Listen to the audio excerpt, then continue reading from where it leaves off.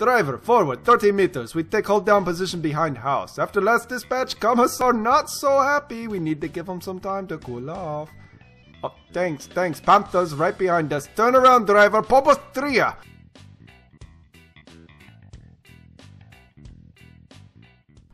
Last time on Ouchies Batreps.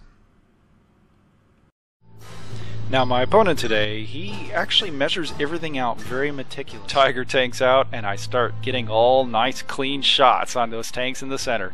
Been waiting for you all this while. We meet again at last. The circle is now complete. When I left you, I was but a learner. Now I am the master. Yeah, a master I am not. In fact, I'm pretty much bottoming the pack, but I'm having a whole lot of fun doing it, and at least with the T-34 spam, it feels like the failures of that list are the failures of my own decisions.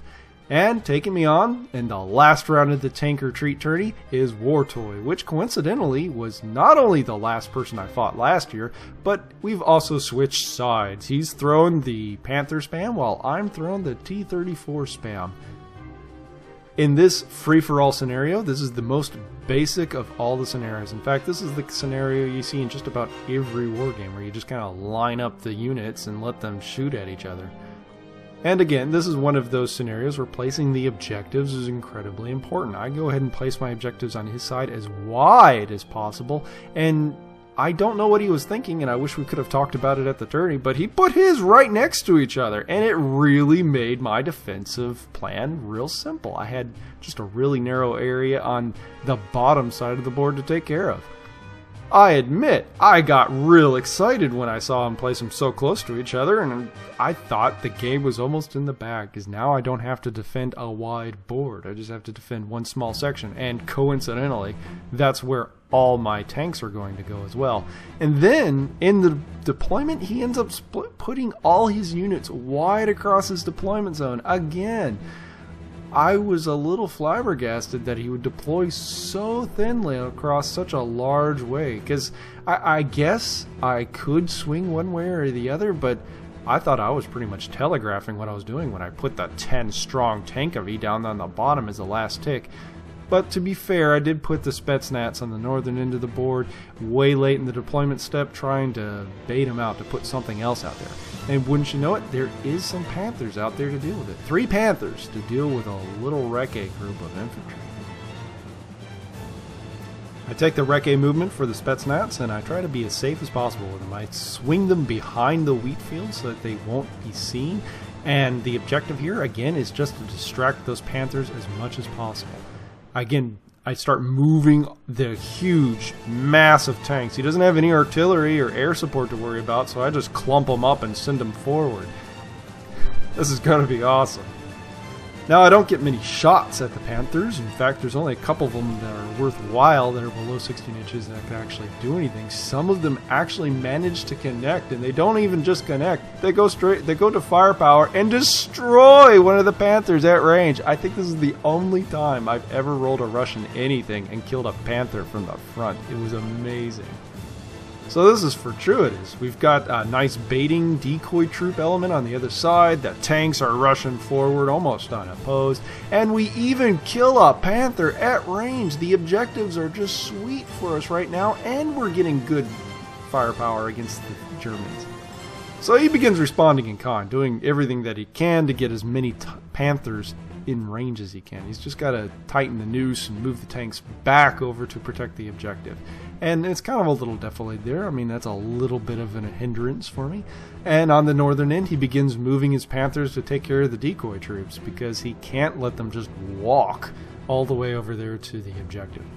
And like I said before, it's really great to have armor save whenever you get shot at as a Russian player, but he's rolling Panthers, and he hits and lights up 4 tanks along the front end, creating what is effectively cover for the tanks behind me. I mean, I might not be able to pull in proper smoke coverage, but at least I can let the burning wreckage of my comrades provide it for me.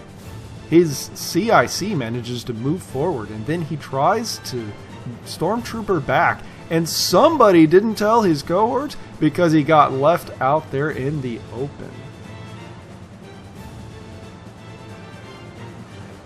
He does manage to kill one stand of Spetsnaz. It doesn't really concern me that much. I go ahead and try to dig them in, and they don't. The Fearless Vet troops decide that they don't want to dig in. I'm sure that they just left the shovels on the captured half-tracks when they pulled them off the board.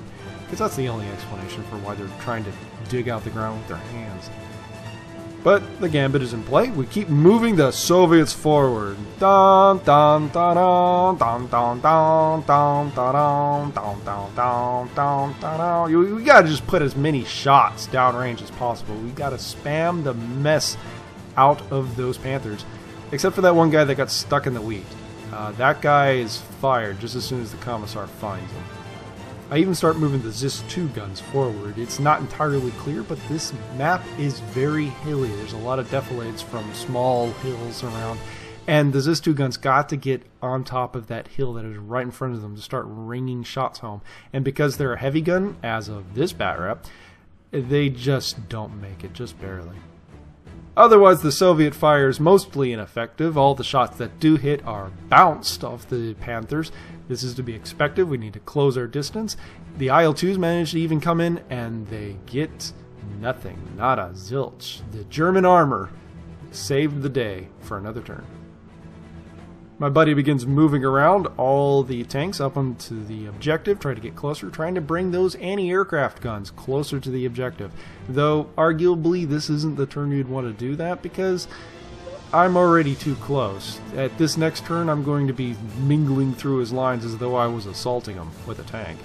Nonetheless, his dice are still very hot as he lights up the short group of T-34s, causing 4 of them to immediately catch fire, and then sends more shots into the lead group of 10 T-34s, and manages to bail a couple of them.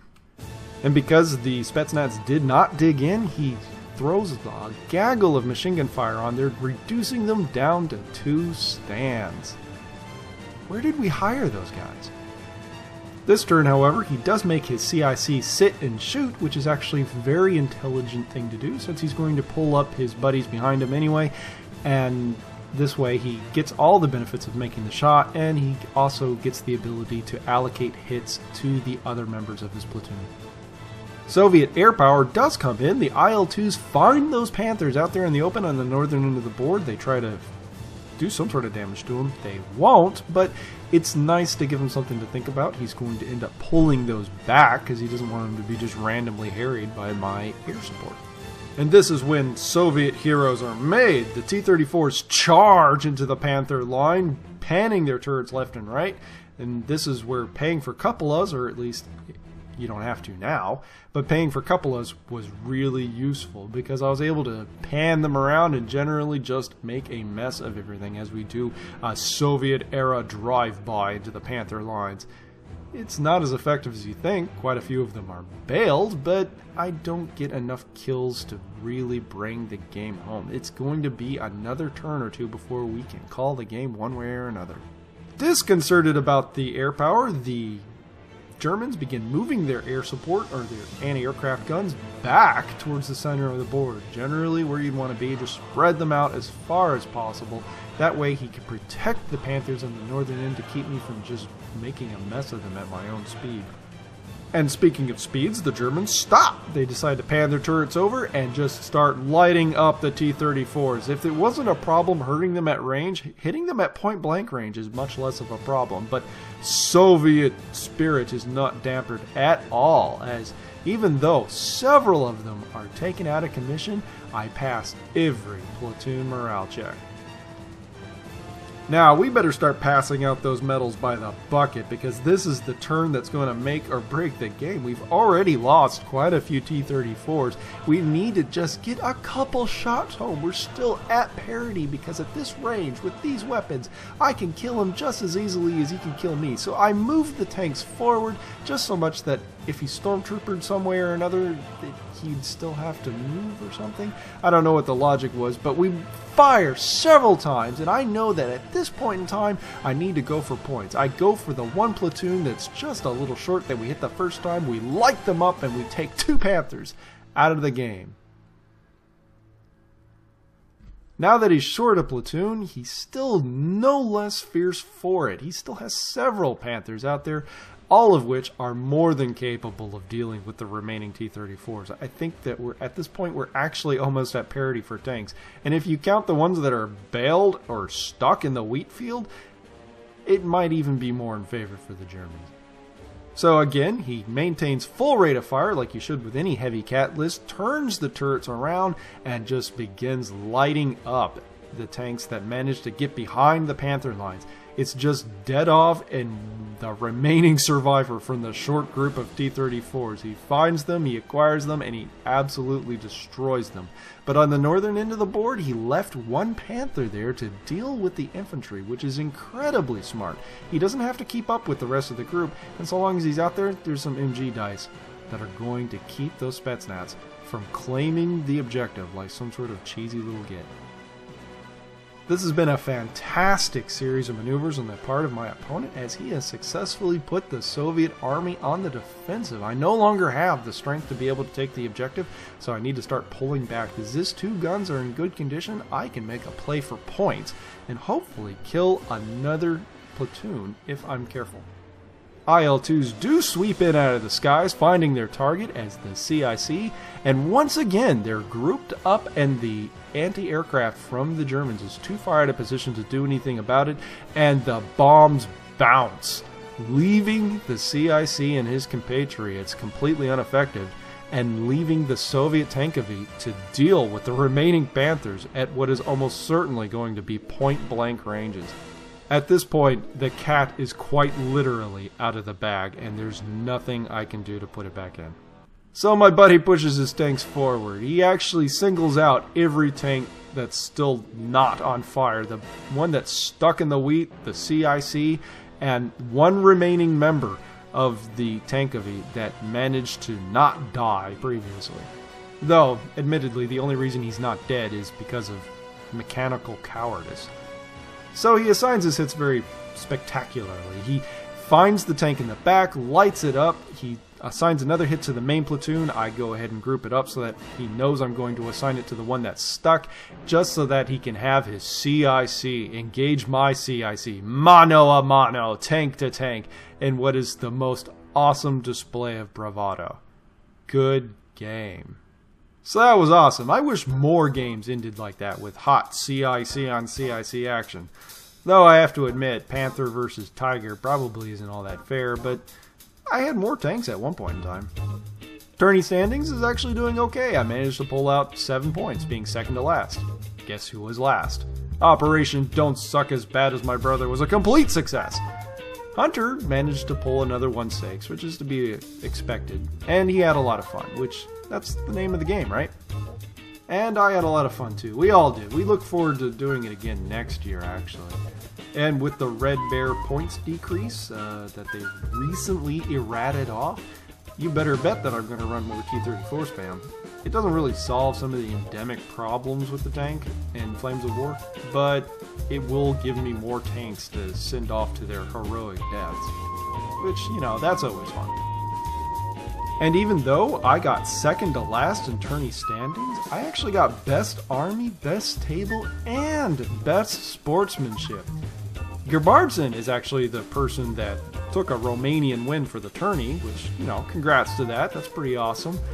But I actually pulled more prize support for winning everything else. In fact, the tourney organizer, Tank Rider, had to pull some of the prize support back because I was winning too much, so suck on that, losers.